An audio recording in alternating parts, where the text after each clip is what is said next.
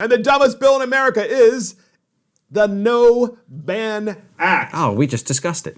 So the No Bringing Ban it Act. back, bringing it back. Absolutely. So the No Ban Act. Now, you've heard us talk about all kinds of bans that Democrats want to put into place. Banning drive-thrus, banning the use of cell phones. Leaf blowers. Banning leaf blowers.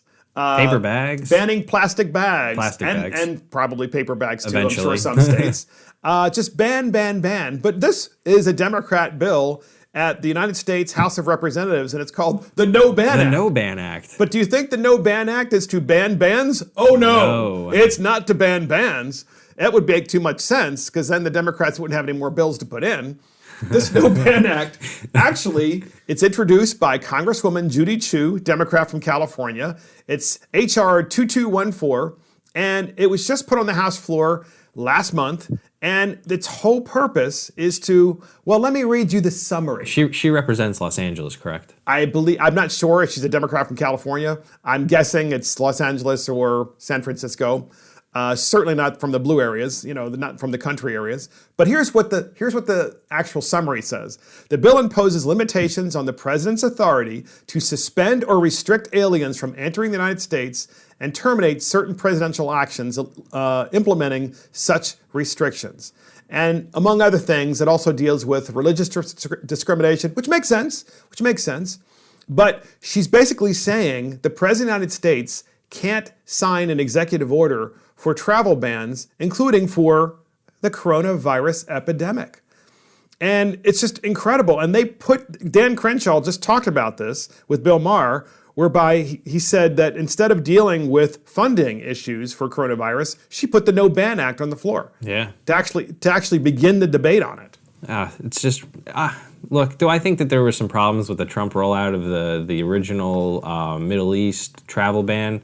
Yes. Do I think that it achieved any significant policy goal? No. But do I think that this bill at this time served any purpose? Because all it was just a statement against Trump. Because, with coronavirus going on, he puts out his China travel restriction, which we talked about in the Bill Maher clip, and then magically this bill appears on the floor to counter it. And it's just like, where is this rooted in any semblance of rational thought other than, well, Trump put it out, so it must be bad. It must be bad. So let's do the opposite. So the No Ban Act, it says, before imposing a restriction, the State Department and DHS shall consult with Congress. The State Department and DHS shall report to Congress about the restriction within 48 hours of the restriction's imposition. If such a report is not made, the restriction shall immediately terminate. In other words, putting all kinds of hoops the President of the United States has to jump in order to be able to sign a travel ban, and the most recent travel ban being the ban of travel from Europe and the ban of travel from China to the United States because of an epidemic. And this is what they chose to put on the House floor. That is an interesting bill because I don't understand how that would work given what an executive order is. All an executive order is a mandate to the people within the executive branch of government and the various cabinet organizations, in this case would be Homeland Security, TSA, and the like, saying that these people from these countries should not be allowed through checkpoints. And somehow not giving a report to Congress would magically counteract a president's mandate to his cabinet. And I just don't understand how it would work. It's just funny that just the fact that we've been talking about bans, and of course now they don't want bans. It's like they only want them when they're in control, when they're convenient for them, and for whatever their agenda is, and then bam. So here's Judy Chu on the floor of the House of Representatives talking about her No Ban Act. Here's the clip. That's why last spring I introduced the No Ban Act with Senator Chris Coons, which is the best way to reclaim Congress's power and stop this ban. First, it would repeal all three versions of President Trump's Muslim ban, putting an immediate end to this family separation. Second, it requires a report on the total number of waivers that were granted and the total number that were denied, so we know the truth about what's happening. And third, our bill says that if a president does want to implement such a ban in the future, they would actually have to produce actual evidence of a threat. This ensures that in the future, no individuals are denied entry into the U.S. based solely on their religion.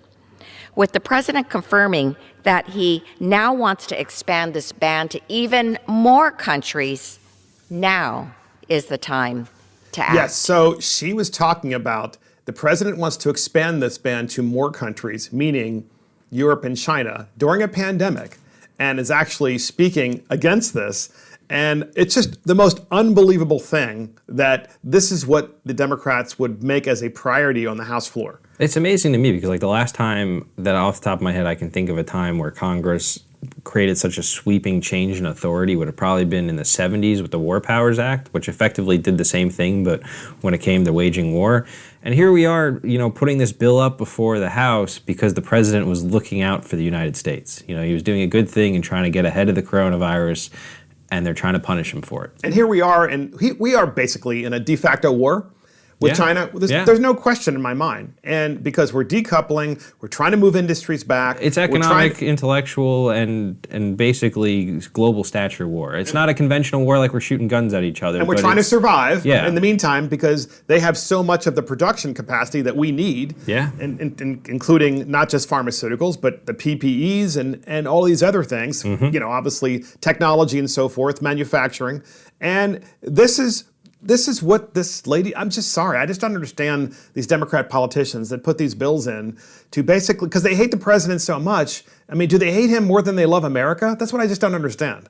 To me, it's just a little out there. And like, I understand some of the people who have problems with some of the immigration bans, but I don't understand the timing behind this one. And I think we're hitting the nail home on this one a little bit. It doesn't make sense because it wasn't like this one was out of some malicious, belief against some ideology or people. It was basically saying, we basically internationally need to stop the flow of travel, especially out of China. Yes. And before this gets bad, and then suddenly that was too hot to handle. Exactly. So that is the dumbest bill in America, introduced by Congresswoman Judy Chu. You have the dumbest bill in America, the No Ban Act. And this is Mark and the Millennials. Thank you for joining us with Mark and the Millennials. Thank you to our millennial Garrick Ross. And, of course, we hope to see Warren Miller back. Also want to thank our producer, Adam Katura, our assistant producer, Christopher Hopkins. Check us out on iTunes, Spotify, YouTube, Facebook, Twitter, and our website. See you next time.